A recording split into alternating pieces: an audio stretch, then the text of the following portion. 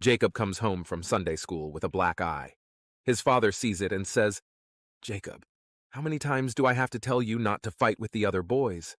"But Dad, it wasn't my fault. We were all in church saying our prayers.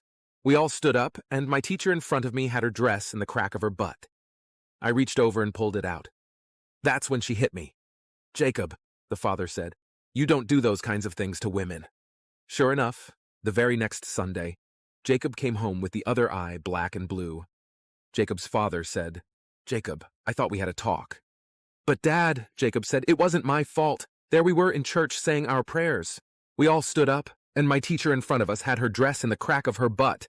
Then Louis, who was sitting next to me, saw it and he reached over and pulled it out. Now I know she doesn't like this, so I pushed it back in. My grandpa told me, all you kids do these days is play video games. When I was your age," he continued, "my buddies and I went to Paris. We went to the Moulin Rouge and I f***ed a dancer on stage. We didn't pay for our drinks all night, and when the bartender complained, we pissed on him. I thought my grandfather is right. I go to Paris and the Moulin Rouge with my friends. I come back 3 days later with a broken arm and covered in bruises. The grandfather asks, 'What the hell happened to you?' I reply, 'I did just like you did. I went to the Moulin Rouge with my friends. I tried to f*** a dancer on stage and piss on the bartender, but they beat the crap out of me and stole all the cash in my wallet.' My grandfather asks, 'Well, who the hell did you go with, boy?' I said, 'My friends from school.' 'Who did you go with?' I asked back. The grandfather says, 'Well, I went with the 2nd SS Panzer Division Das Reich. I took my 8-year-old girl to the office with me on Take Your Kid to Work Day. As we were walking around the office, she started crying and getting very cranky, so I asked what was wrong with her. As my coworkers gathered round, she sobbed loudly, 'Daddy, where are all the clowns that you said that you worked with?' A farmer gets a knock on his door. It's an 18-year-old boy who looks like he's been traveling a while. The boy asks if he could earn a meal and a place to stay for the night. 'Do you have any skills?' the farmer asks. 'Well, I do have a rare gift. I can communicate with animals.' 'Sure you can,' the farmer says, 'but first I'll put you to work.' So the boy does a few chores around the farm and earns his meal. At dinner, he says to the farmer, 'I know you don't believe me, but I actually do communicate with animals. I can prove it. I spoke to the hens, and they said you were there every morning before dawn to collect their eggs, and you've been doing so every day for years since your wife passed.' The farmer says, 'Wow, that's exactly right.' The man continues, 'I spoke to your cow, and she said you faithfully milked her every day before dawn, and you've been doing so every day for years since your wife passed.'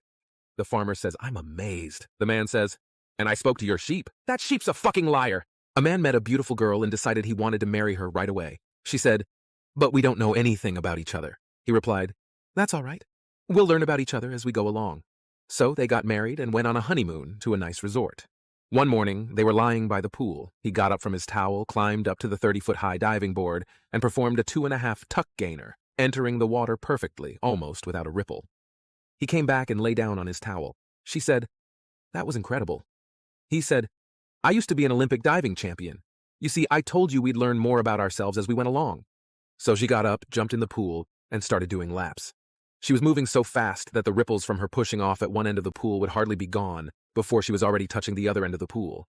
After about 30 laps completed in mere minutes, she climbed back out and lay down on her towel. He said, 'That was incredible. Were you an Olympic endurance swimmer?' 'No,' she said. 'I was a prostitute in Venice, and I worked both sides of the canal. My best friend and I both attended the same school, and there was this one time I was just so overwhelmed with homework that I needed some time off. But I knew that if I asked for it, the teacher was not going to give it to me. So I made up this plan where I would act crazy so she would just give it to me. I started hanging upside down from a tree, and my friend saw me. He said, 'What are you doing?' I said, 'I'm pretending to be a light bulb. So when the teacher sees me, she'll think I'm crazy and she'll give me a couple of days off.' Just as I finished my sentence, the teacher walked in and asked me, 'What the heck are you doing?' I just stared at her in her eyes and said, 'I'm a light bulb.' The teacher said, 'You're stressed out. Take a couple of days off and come back when you recover.' That was all I needed to hear. I started walking out, but my friend was also walking out behind me. The teacher stopped him and said, 'Hey, where do you think you're going?' My friend replied, 'I'm going home. I can't study in the dark.' As a woman tries getting on a bus, she realizes her skirt is too tight. The bus stopped, and it was her turn to get on. She became aware that her skirt was too tight to allow her leg to come up to the height of the first step of the bus. She reached behind her to unzip her skirt a little. Thinking that this would give her enough slack to raise her leg, she tried to take the step, but only to discover that she couldn't. With a little smile to the driver, she again reached behind to unzip a little more and again was unable to take the step. After becoming quite frustrated and embarrassed, she once again attempted to unzip her skirt more in order to allow more leg room to get on the first step of the bus. About this time, a large Texan who was standing behind her picked her up easily by the waist and placed her gently on the step of the bus. She went ballistic and turned to the would-be Samaritan and yelled, "How dare you touch my body? I don't even know who you are." The Texan smiled and drawled, "Well, ma'am, normally I would agree with you, but after you unzipped my fly 3 times, I kind of figured we were friends." The teacher asked the kids a question. "Now, kids, what does the chicken give you?" Kyle, in the corner of the classroom, replies, "Meat." "Very good, Kyle," the teacher responds, offering a nod of approval. "Now tell us, what does the pig give you?" Kyle got confused and was unable to answer.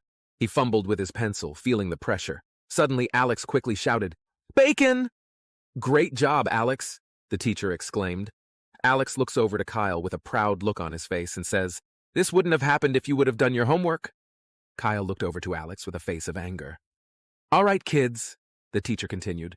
"Whoever gets this question right gets a surprise at the end of the class today." As soon as Kyle heard this, he was eagerly waiting for the teacher's final question so that he could show off, surpass Alex, and take his revenge. The class waited in hushed anticipation. "All right, kids," the teacher announced. "What does the fat cow give you?" Kyle replies, "Homework!" A man walking along a California beach is deep in prayer. All of a sudden he said out loud, "Lord, grant me one wish." The sunny Californian sky clouded above his head, and in a booming voice the Lord said, "Because you have tried to be faithful to me in all ways, I will grant you one wish."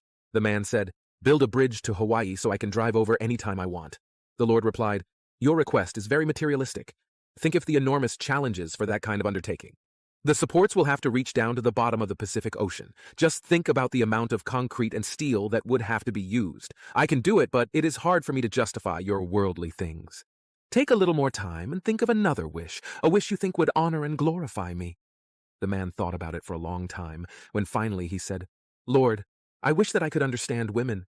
I want to know how they feel inside, what they are thinking when they give the silent treatment, why they cry, what they mean when they say nothing, and how can I make them truly happy?" The Lord replied, "Do you want 2 lanes or 4 lanes on that bridge?" A little old lady goes to the doctor and says, "Doctor, I have a terrible problem with gas, but it doesn't bother me much. My farts are always silent and never smell. I probably farted 15 times since I've been here and you didn't realize it." The doctor says, "Interesting. Why don't you take these pills and come see me in a week?" The old lady returns in a week and says, "I don't know what the hell you gave me. My farts are still silent, but my God, they stink." The doctor says, "Excellent. Now that your sinuses are cleared, let's work on your hearing."